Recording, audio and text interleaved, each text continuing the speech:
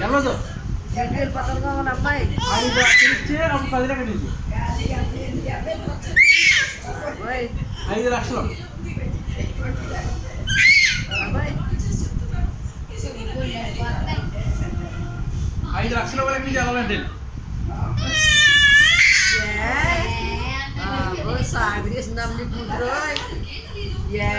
మరి తిన్నదంతా ఎట్టేసి అప్పుడు పడతాయి